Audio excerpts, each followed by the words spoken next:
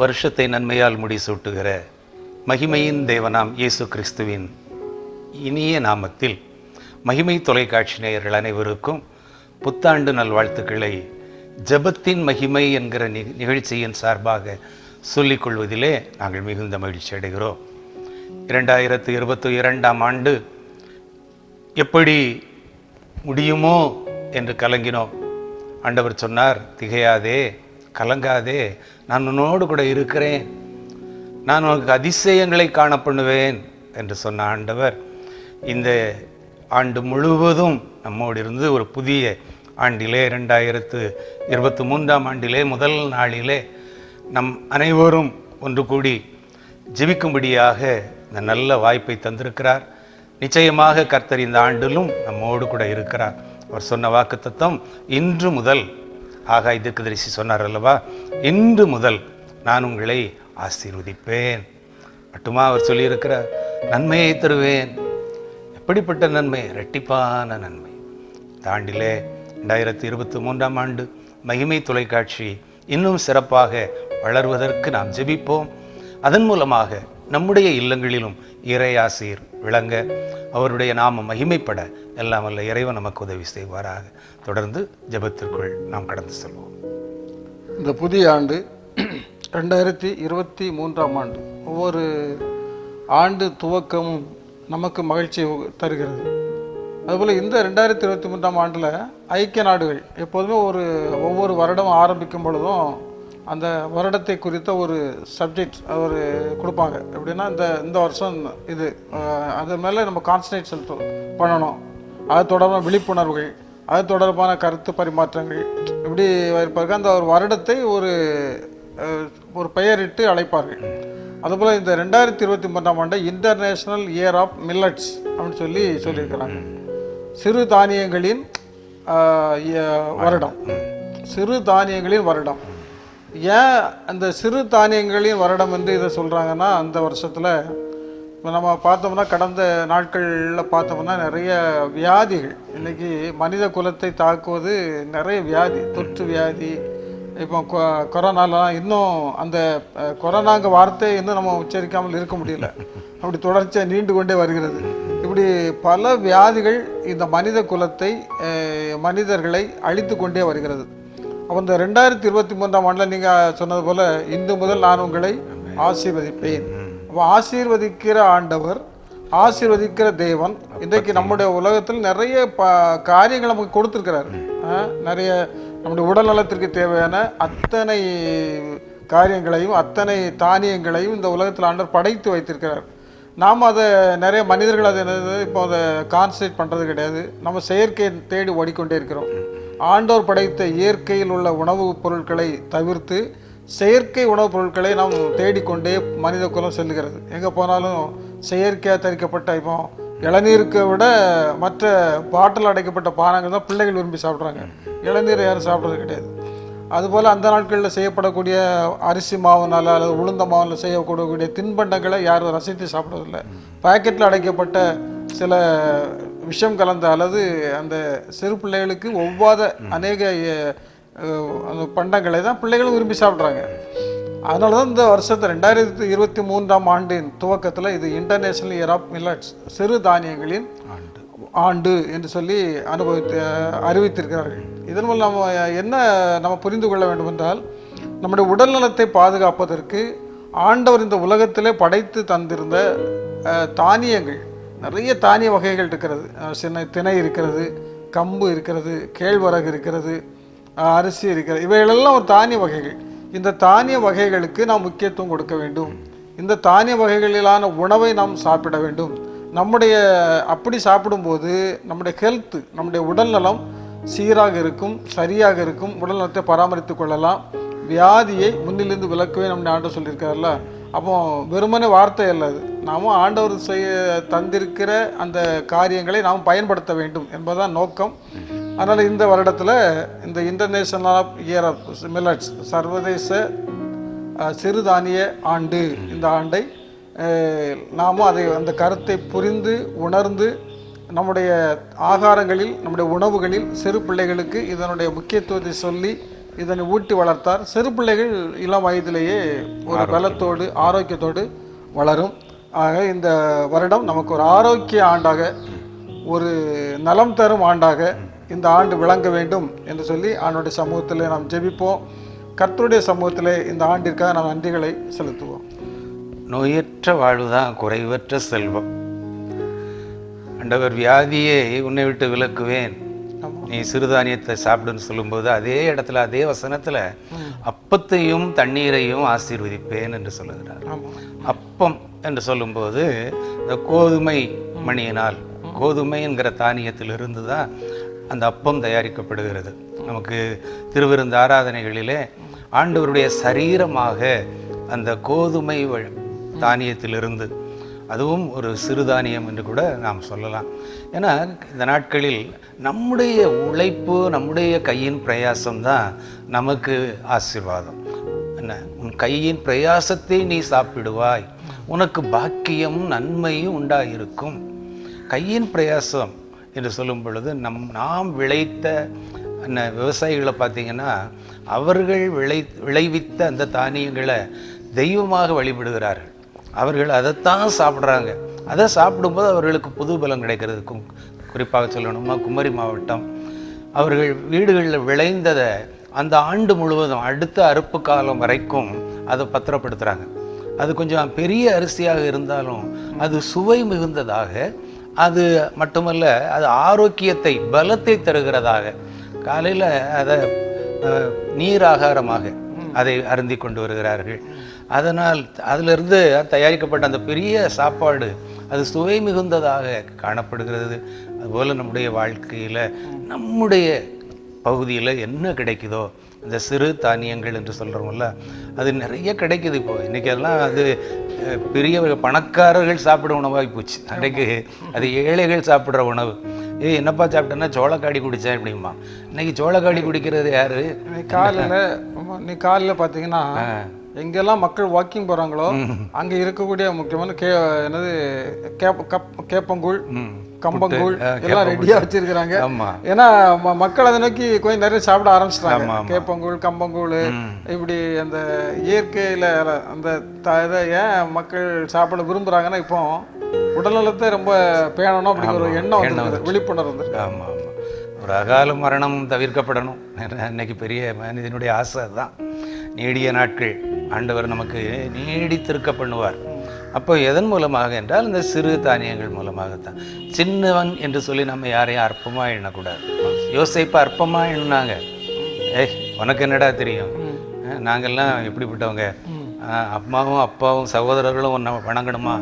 ஆனால் அந்த சின்ன யோசேப்பு தான் ஆண்டவர் பெரிய இடத்துல உயர்த்தி வைத்தார். அதே போல் தாவீது, அவனும் கடைசியானவன். போடா, நீ ஆடு மேய்க்க போகிற வேண்டாம், நீ எங்கே போர்க்களத்துக்கு எதுக்கு வந்த என்று சொல்லி அதை கோலியாத்தும் பார்க்குறான், அற்பமாக தான் பார்த்தான். ஆனால் ஆண்டவர் அவர்களை பேர் சொல்லி அழைத்தார். கழுதையை தேடி போன சவுலைத்தான் ஆண்டவர் ராஜாவாக மாற்றினார். கழுதைக்கு பின்னால் தேடி கழுதை மேய்ச்சிக்கிட்டு வந்தவனை, என்ன 12வது ஏர் பூட்டி கொண்டு ஓடின அந்த எலிசா. 12வது ஏர்னா கடைசியில் யாரை கொண்டு விடுவாங்க? ஒன்றுமே திறமை இல்லாதவனை தான் கடைசியில் கொண்டு விடுவாங்க. அப்படிப்பட்ட திறமையற்றவர்களை, பைத்தியமானவர்களை, அற்பமாக எண்ணப்பட்டவர்களை எல்லாம் ஆண்டவர் உயர்த்த ஆண்டவர் இந்த சர்வதேச சிறுதானிய ஆண்டிலே ஆண்டவர் நம்மையும் நம்முடைய சின்ன சின்ன திருச்சபைகளையும், குறிப்பாக பார்த்தீர்கள் என்றால் மாவடி சேகரத்தில் கடந்த நாளில் பள்ளிகுண்டான்குடியிருப்பு என்கிற அந்த சின்ன கிராமத்தில் ஒரு சின்ன ஆலயம் தான் இருந்தது. இன்றைக்கு அது அழகான கோபுரத்தோட காட்சியளிக்கிறது என்று சொல்லி நம்ம பார்க்குறோம். மகிமை தொலைக்காட்சியில் நம்ம நேர் அலையிலையும் பார்க்க முடியும். அப்படிப்பட்ட சின்ன சின்ன ஆலயங்களெல்லாம் இன்றைக்கு கோபுரங்கள் உடையதாக வானளவு எட்டி கொண்டிருக்கிறது. திருச்சபைகள் வளர்ந்து விரிந்து கொண்டிருக்கிறது. அதே போல் மக்களுடைய மனதும் பறந்து விரிந்த மனதோடு நாம் சிறுவர்கள் தான் கடந்த வாரத்திலே பார்த்தோம். பயப்படாதே சிறுமந்தையே, சிறுபான்மையினரை குறித்து பார்த்தோம். நாம் சிறுபான்மையினர் அல்ல, நாம் சிறு மந்தை அல்ல, நாம் பலுகி பெருக பிறந்தவர்கள், பூமியை ஆண்டு கொள்ள பிறந்தவர்கள். ஆண்டவர் இந்த உலகத்தையே நமக்கு தந்து நீங்கள் எல்லாவற்றையும் ஆண்டு கொள்ளுங்கள் என்று சொல்லியிருக்கிறார். ஆகவே நிச்சயமாக ஐநா அறிவித்திருப்பது போல சர்வதேச சிறுதானியங்களின் ஆண்டிலே ஆண்டவர் நம்மையும் நம்முடைய குடும்பங்களையும் திருச்சபையும் பெருக செய்ய வல்லவராக இருக்கிறார். இப்பொழுது நாங்கள் ஜெபிக்கிறோம். எங்களோடு இணைந்து ஜெபியுங்கள். வருடத்தை நன்மையால் முடிசூட்டீர் எங்கள் நல்ல ஆண்டவரே. 2022 ஆண்டு முழுவதும் ஆண்டவர் எங்களோடு கூட நடந்து வந்தீர். நன்றி. ஒரு தாய் தேற்றுவது போல, ஒரு தகப்பன் சுமந்து வருவது போல ஆண்டவரே எங்களுக்கு தாயாக தந்தையாக இருந்து ஆண்டவர் எங்களை நடத்தி வந்த பாதைகளை எண்ணி நாங்கள் துதிக்கிறோம். ஆண்டவரே, பல அந்த 2022 ஆண்டிலே நாங்கள் கடந்து வந்த பாதைகள் எல்லாம் திரும்பி பார்க்கிற பொழுது ஆண்டவரே நீர் எங்களோடு கூட இருந்திருக்கிறீர் என்பதை நாங்கள் உணர்கிறோம். ஆண்டவரே, இந்த நாளிலும் ஆண்டவரே இந்த புதிய ஆண்டை 2023 ஆண்டை நாங்கள் கண்டு கழிப்பதற்கு ஆண்டவர் நீர் கொடுத்த உதவி பெரிய கிருபைகளுக்காக சொல்கிறோம். இது எங்களால் உண்டானது அல்ல, இது தேவனுடைய தயவு, இது தேவனுடைய கிருபை என்பதை நாங்கள் உணர்கிறோம். ஆண்டவரே, இந்த நாளிலும் இந்த ஆண்டை ஐக்கிய நாடுகள் சபை ஆண்டவரை சர்வதேச சிறுதானிய ஆண்டாக அறிவித்திருப்பதற்காக ஆண்டவரை நம்முடைய சமூகத்தில் ஜெபிக்கிறோம். ஆண்டவரே, இந்த நாட்களிலும் நாங்களும் நீர் எங்களுக்கு உருவாக்கி தந்த படைத்து தந்த இயற்கையின் மூலம் நாங்கள் பெற்றுக்கொள்ளுகிற தானியங்களை புறக்கணியாதபடி அவைகளை நாங்கள் ஆகாரங்களாக உண்பதற்கு ஆண்டவரே ஒரு நல்லது ஒரு விழிப்புணர்வை தந்த கிருபைகளுக்காக ஸ்தோத்திரம். ஆண்டவரே, இந்த ஆகாரங்களின் மூலம் நாங்கள் எங்களுடைய உடல் நலத்தை பாதுகாத்துக் கொள்வதற்கும் எங்களை நோயிலிருந்து நாங்கள் பாதுகாத்துக் கொள்வதற்கும் ஆண்டவரே எங்களுக்கு நீ கிருபை தர வேண்டும் என்று நாங்கள் ஜெபிக்கிறோம். ஆண்டவரே, இந்த நாளிலும் இந்த புதிய ஆண்டை துவக்கத்தில் இருக்கிற அருமையான பெரியவர்களுக்காக, சிறியவர்களுக்காக, வாலிபர்களுக்காக, யாவருக்காகவும் உங்களுடைய சமூகத்தில் ஜெபிக்கிறோம். கர்த்தருடைய பிள்ளைகளை ஆசீர்வதிக்க வேண்டும் என்று ஜெபிக்கிறோம். இதோ இந்த தொலைக்காட்சி முன்பாக இருக்கின்ற அத்தனை குடும்பத்தின் பிள்ளைகளையும் கர்த்தர் தமது செட்டைகளின் மறைவினால் மூடி மறைத்து பாதுகாத்துக் கொள்ள ஜெபிக்கிறோம். எல்லா விதமான தீங்குகளுக்கு விலைக்கு பாதுகாத்துக் கொள்ள ஜெபிக்கிறோம்.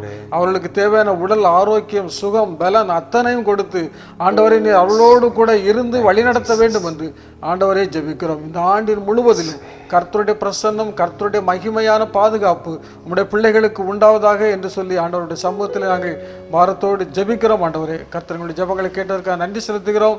இந்த ஆண்டை ஆண்டவரை மகிழ்ச்சி நிறைந்த ஆண்டாக, ஆரோக்கியமுள்ள ஆண்டாக நீர் மாற்றி தரப்போவதற்கு அவங்க ஸ்தோத்திரம் செலுத்துகிறோம். மீட்பர் இயேசுவின் ஜெபிக்கிறோம் நல்ல பிதாவே, ஆமென். நம்முடைய தமிழ்நாட்டினுடைய விலங்கு, தமிழ்நாட்டினுடைய விலங்கு என்னன்னா மாநில விலங்கு வரையாடு. நிறைய பேர் தெரியாது, தமிழ்நாட்டினுடைய மாநில விலங்கு வரையாடு. இது மேற்கு தொடர்ச்சி மலைகளில் காணப்படக்கூடிய இந்த ஆடு. இது ஒரு காலத்தில் நிறைய இருந்திருக்குது அந்த வரையாடு. ஆனால் அது பாதுகாக்கப்படக்கூடிய ஒரு இனமாக மாறினதுனால, நிறைய வேட்டையாடி அந்த இனங்கள் அழிந்து போனதுனால அதை ஒரு மாநில விலங்காக அறிவித்திருக்கிறாங்க. இப்போ மாநில விலங்கு இந்த அந்தஸ்தை இந்த வரையாடு பெற்றிருக்கிறது. நீ சொன்னது போல சின்ன தாவிது அப்படி, அதாவது யார் அர்ப்பம் பண்ணுறோமோ அவங்களுக்கு ஒரு பெரிய இது கிடைக்குது. அதுபோல் வரையாடுனாலும் சாதாரண ஒரு இதுதான். ஆனால் அந்த வரையாடுக்கு ஒரு ஸ்டேட்டஸ், ஒரு மாநில அந்தஸ்து, விலங்குன்னு ஒரு அந்தஸ்தை கொடுக்கறதுனால நீங்கள் அதை யாரும் தொட முடியாது, டச் பண்ண முடியாது. அது பாதுகாக்கிறாங்க. அதில் ஏறத்தாழ இப்போ 3132 வரையாடுகள் தான் மேற்கு தொடர்ச்சி மலைகளில் இருக்கிறதா கணக்கெடுத்துருக்குறாங்க. ஆனால் இந்த மாநில விலங்கை பாதுகாக்க வேண்டும் அப்படிங்கிற ஒரு எண்ணத்தில் நீலகிரி வரையாடு திட்டம் என்பதை 25 கோடி செலவில் தமிழ்நாடு அரசு செயல்படுத்த உள்ளதாக இதில் இருக்கிறது. இதில் இந்த நீலகிரி வரையாடு முதலாவது நம்முடைய மாநிலத்தின் விலங்கினம் வரையாடு, அதை நம்ம தெரிந்து கொள்ளணும். இது நீலகிரி மலை தொடர்ச்சி மலைகளில் இருக்கிறது, அதையே நம்ம அறிந்து கொள்ளணும். தற்போது 3132 வரையாடுகள் தான் இருக்கிறத கணக்கெடுப்பில் உள்ளது. இந்த வரையாடுகளை பாதுகாக்க வேண்டும். இது வரையாடுகள் ஏன் பாதுகாக்க வேண்டும்னா, அது இயற்கைக்கு, நம்முடைய அந்த மலை தொடர்களில் உள்ள பயிர்களுக்கு அல்லது இதற்கு நல்ல ஒரு பாதுகாப்பாக இருக்கக்கூடிய ஒரு இனம். இந்த வரையாட்டின் மூலம் வரையாடை பாதுகாக்க வேண்டும் என்று தமிழ்நாடு அரசு அறிவித்திருக்கிறது. இதில் ஒன்றை புரிந்து கொள்ள வேண்டும், ஒரு உயிரினத்தை ஏன் பாதுகாக்கணும்? ஒரு உயிரினம், அந்த உயிரினத்தை பாதுகாக்க வேண்டும் என்று சொல்லி தமிழ்நாடு அரசு இத்தனை கோடி செலவழிக்கிறார்கள். அப்போ எல்லா உயிரினங்களும் பாதுகாக்கப்பட வேண்டிய உயிரினங்கள். இப்போ நிறைய நாட்கள் பார்க்கும்போது இந்த மனித இனம் ஆண்டவர் மனிதர்களை எல்லா உயிரினங்களுக்கு மகுடமாக சிகரமாக படைத்திருக்கிறார். ஆனால் இன்றைக்கி மனிதர்களுக்குள்ள ஜாதி சண்டைகள், மத சண்டைகள், இப்படி எல்லா சண்டைகள்னால அநேக அப்பாவி மக்கள் கொல்லப்படுகிறார்கள். அப்போ இப்படிப்பட்ட நிலையில் ஒரு உயிரினத்தை பாதுகாக்க வேண்டும் என்ற கரிசனையோடு அரசு செயல்படுத்துகிற இந்த காலகட்டங்களில் நாமும் சக மனிதர்கள் தான், எல்லாருமே ஆண்டவரால் படைக்கப்பட்டவர்கள் தான். ஏதோ மதத்தினாலோ இனத்தினாலோ மொழியினாலோ ஜாதியினாலோ வேறுபட்டு இருக்கலாம், ஆனால் எல்லாரும் நம் ஆண்டவரால் உருவாக்கப்பட்ட அவருடைய ஒரே இரத்தத்தினால் உருவாக்கப்பட்ட மனிதர்கள் என்பதை நாம் உணர்ந்து கொள்ள வேண்டும். இப்படிப்பட்ட நாட்களில் இந்த புதிய ஆண்டில் சகோதரத்துவத்தை வளர்க்க வேண்டும், ஒருவருக்கு ஒரு அன்பு செலுத்த வேண்டும். நம்முடைய மனித இனத்தை நாம் பாதுகாப்பதற்கு தேவையான சமாதான வழிகளை அறிந்து கொண்டோமானால் இந்த வருடம் நமக்கு சந்தோஷமான ஆண்டாக அமையும். தேசிய விலங்கு தெரியும், தேசிய கொடி தெரியும், தேசிய கீதம் தெரியும், எல்லாம் தெரிந்திருக்கிறோம். அதே போல் மாநிலத்திற்கும் ஒவ்வொரு அங்கீகாரம் கொடுக்கப்பட்டது. தேசிய சின்னம் என்று சொல்லி கொடுக்கப்பட்டிருப்பது போல் மாநில சின்னம் இருக்கிறது, மாநில மொழிகள் இருக்கிறது. இப்படி மாநில விலங்கு, மாநிலத்தை நாம் பாதுகாக்கும் போது மாநில விலங்கு என்று சொல்லும் பொழுது வரையாடு என்று நாம் கற்றுக்கொண்டோம். அதோடு மட்டுமல்ல, அந்த வரையாடு நீலகிரி பகுதியில் ஏராளமாக இருப்பதாக, அதுவும் குறிப்பிட்ட அளவில் 3000 ஆயிரக்கணக்குள்ளாகத்தான் அந்த ஆடுகளின் எண்ணிக்கை இருப்பதாக பார்க்கிறோம். இந்த ஆடுகளை குறித்து சொல்லும்போது ஆண்டவர் தான் அவர் சொல்கிறார், உலகத்தின் பாவங்களை சுமந்து தீர்க்கிற தேவ ஆட்டுக்குட்டி. யோவான் ஸ்நானகன் அவர் அப்படி தான் அறிமுகப்படுத்துகிறார், ஆட்டுக்குட்டியாகத்தான் அறிமுகப்படுத்துகிறார். ஆட்டுக்குட்டியை இன்றைக்கு நாம் மேன்மைப்படுத்துகிறோம். ஆண்டவர் சொல்கிறார்கள், ஆடுகளுக்காக நான் என் ஜீவனை கொடுக்க வந்தேன். தேசிய வரையாடுகளை வேட்டையாடுவது அல்லது காட்டு விலங்கினங்களை வேட்டையாடுவது அரசாங்கத்தின் சட்டப்படி குற்றம். அங்கே போய் காட்டுக்குள்ளே போய் வன விலங்குகளை நம்ம வேட்டையாடி, சிலர் அதை விற்பனைக்காக, சிலர் அதை பொழுதுபோக்குக்காக, சிலர் அதை உணவுக்காக பயன்படுத்துவதை நம்ம பார்க்குறோம். அப்படிப்பட்ட விலங்குகளை நம்ம ஒரு நாள் வேட்டையாடக்கூடாது. அது அரசாங்கத்தின்படி, அரசாங்கத்தினுடைய ஒழுங்கின்படி அது சட்ட கட்டுப்பாட்டிற்குள், அது தண்டனைக்கு உட்பட்டதாக கருதப்படுகிறது. ஆண்டவர் அன்றைக்கு நோவாவை பேழையை தயாரிக்க சொல்லுகிறார்.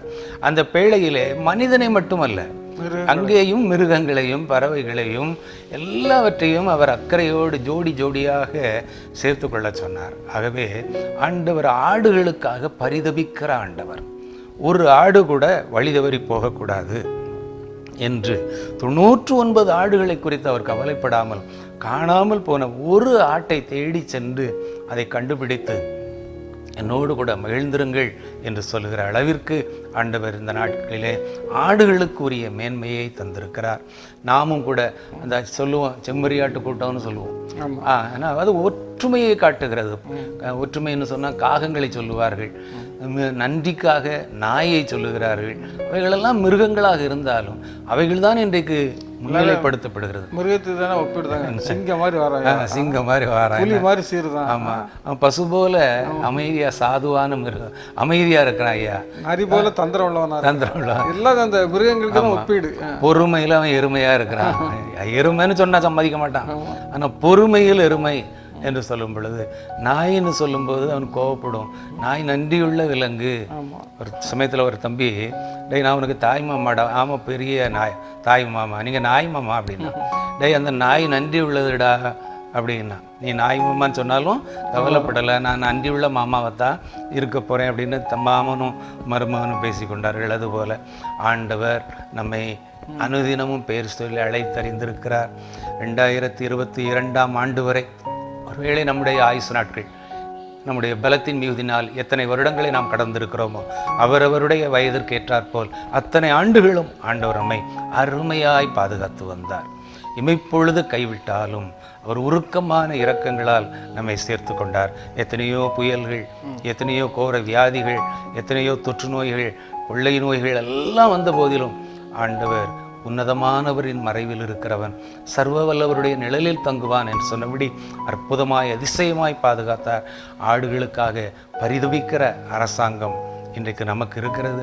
இதை போல ஆட்டுக்குட்டிகளாக நாம் மேய்க்கிற, ஆட்டுக்குட்டியை மேய்ப்பாயாக, ஆடுகளை மேய்ப்பாயாக என்று சொல்லி ஆண்டவர் நம்மை அவரோடு இணைத்து கொள்ளுகிறார். அவருடைய பிள்ளைகளாக அரவணைத்து கொள்ளுகிறார். அந்த அன்பின் ஐக்கியத்திலே, அந்த அரவணைப்பிலே திருச்சபைகளோடு நாம் இணைந்திருப்போம். திருச்சபையின் வளர்ச்சிக்காக நம்மால் இயன்றதை நாம் செய்வோம். கர்த்தர் நிச்சயம் நம்மையும் நம்முடைய குடும்பங்களையும் ஆசீர்வதிப்பார். ஜெபிப்போமா?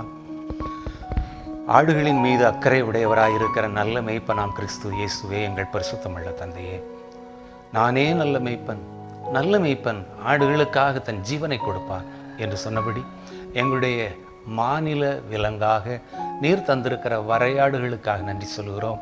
குறிப்பாக இந்த நாட்களிலும் அந்த வரையாடுகளை பாதுகாக்க வேண்டும் என்ற எண்ணத்தோடு நீலகிரி வரையாடு திட்டம் என்ற ஒரு திட்டம் என்னுடைய தமிழக அரசால் வரையறுக்கப்பட்டிருப்பதை நினைத்து நன்றி சொல்லுகிறோம். ஆண்டவரே, 3000 என்கிற எண்ணிக்கையின் அடிப்படையிலே அந்த ஆடுகளுடைய எண்ணிக்கை இருந்தாலும் ஆண்டவரே, அவர்களை பலுகி பெருகச் செய்ய உம்மால் ஆகும். உம்முடைய கரத்திலே தருகிறோம்.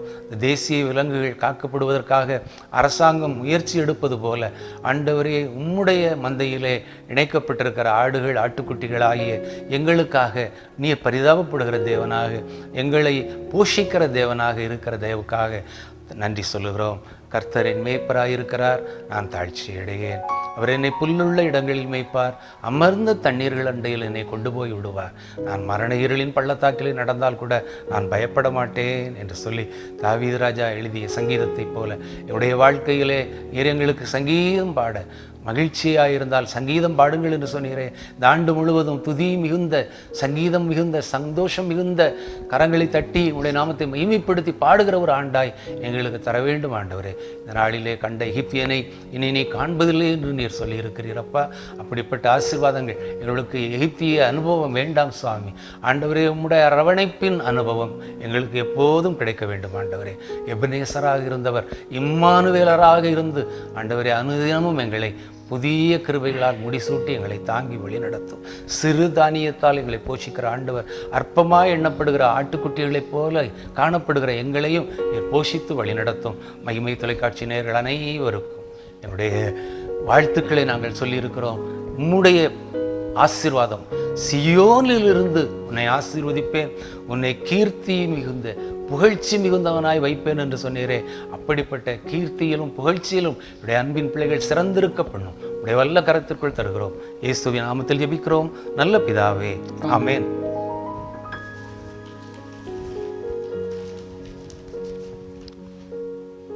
முழு அந்த கொரோனா கட்டுப்பாடு சீனாவில் இருந்து மதுரை வந்த 2 பேர் உட்பட 3 பேருக்கு தொற்று உறுதி.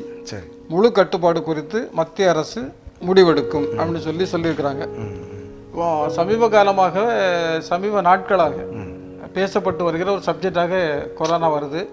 அது சீனாவில் நிறைய பரவி இருக்கிறதாக சொல்கிறாங்க.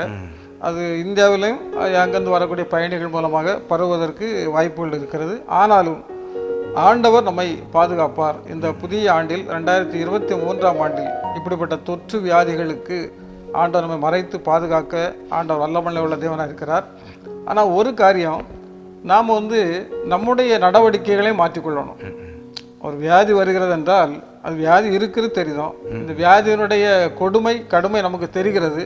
ஆனால் அதற்கு பிறகு நம்ம அந்த சில அலட்சியங்கள் அதுகளை இல்லாமல் கொஞ்சம் கேர்ஃபுல்லாக நம்ம இருந்தோம்னா ஆண்டவர் நமக்கு தந்திருக்க ஞானம், ஆண்டவர் தந்திருக்க அறிவு, ஆண்டவர் நமக்கு தந்திருக்க புத்தி, இவைகளை பயன்படுத்தணும்னா இந்த வியாதிகளிலிருந்து நம்மை பாதுகாத்து கொள்ளலாம். அரசாங்கம் எல்லா நடவடிக்கைகளையும் எடுக்கிறது. ஆகவே இந்த வருடத்தில் நாம் எதை குறித்தும் பயப்படாதபடி, எதை குறித்தும் கலங்காதபடி ஆண்டவர் நம்மோடு கூட இருக்கிறபடினால இந்த ஆண்டு முழுவதும் அவர் கரம் பிடித்து நடத்துவார் என்கிற நம்பிக்கையோடு நாம் இருந்தாலும் அந்த நம்பிக்கையில் வளர்த்து கொள்வதற்கு நாம் இந்த கட்டுப்பாடுகளை, என்னென்ன கட்டுப்பாடுகள் சொல்லுகிறார்களோ அந்த கட்டுப்பாட்டின்படி நம்மை நடந்து கொண்டால் நாம் நம்முடைய உடலை பாதுகாத்து கொள்ள முடியும். இந்த வியாதியிலிருந்து நாம் தப்பித்து கொள்ள முடியும்.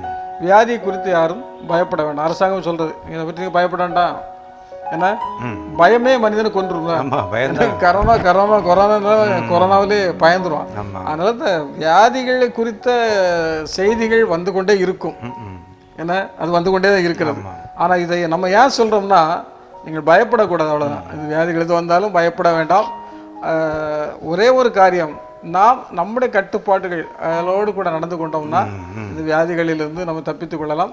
ஒரே காரியம் பயம். இந்த பயத்தை நீக்கணும். அந்த பயம் இல்லாதபடி வாழணும். அதனால் தயவுசெய்து இந்த 2023ஆம் ஆண்டு கண்டிப்பாக உங்களுடைய வாழ்க்கையில் நம்முடைய வாழ்க்கையில் மகிழ்ச்சி நிறைந்த ஆண்டாக இருக்க வேண்டும். ஆனால் அந்த வியாதிகள் வராதபடி ஆண்டவர் பாதுகாப்பார் என்ற நம்பிக்கையோடு தொடருவோம். திருநெல்வேலி திருமண்டலம் ஒரு அழகான சட்ட வாக்கியத்தை நமக்கு தந்திருக்கு. என்ன, திறந்த வாசலை உனக்கு முன்பாக வைத்திருக்கிறேன், ஒருவனும் அதை பூட்ட மாட்டான். கடந்த கொரோனா காலங்களில் ஆலயங்கள் எல்லாம் பூட்டப்பட்டது, பாடசாலைகள் எல்லாம் பூட்டப்பட்டது, அலுவலகங்கள் கூட பூட்டப்பட்டது. இன்னும் சில அலுவலகங்கள் திறக்கப்படவே இல்லை.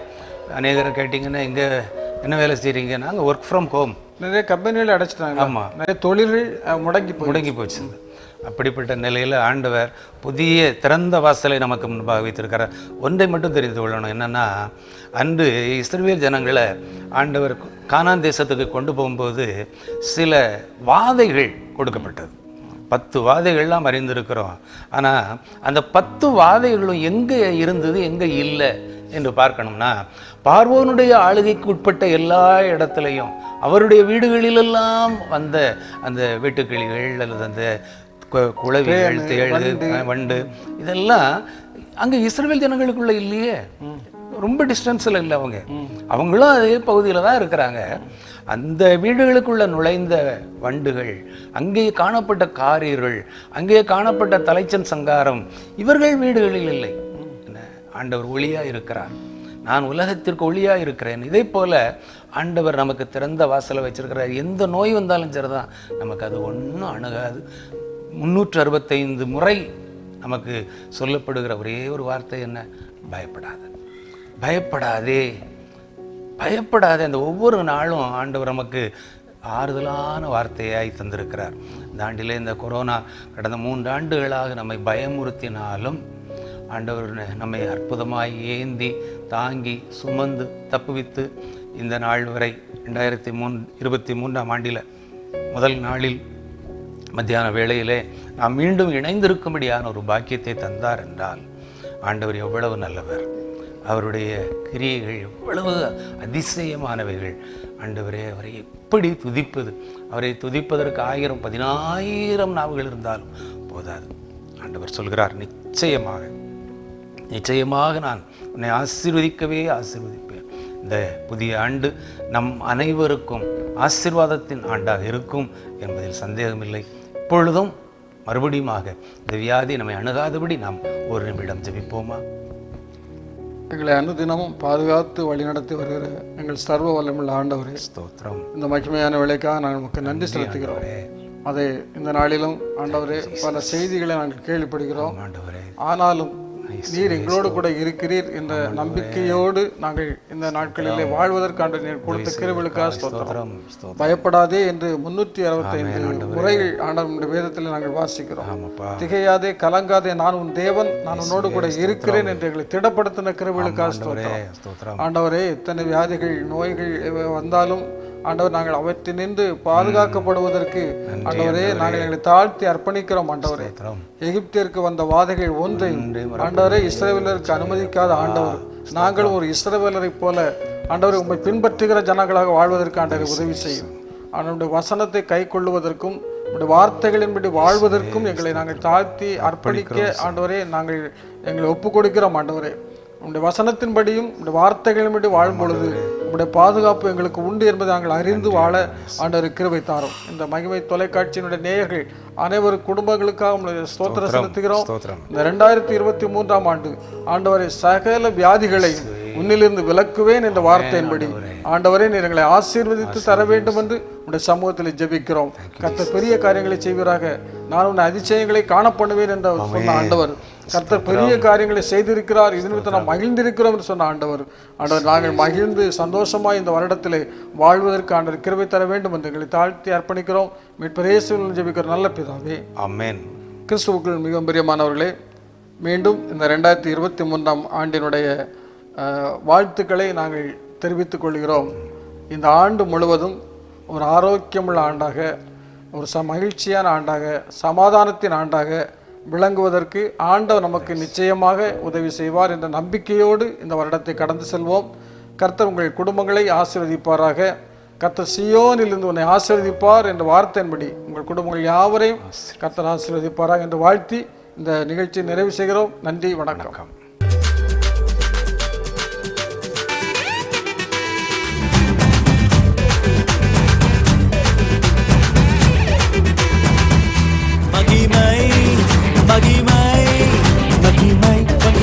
மகிமை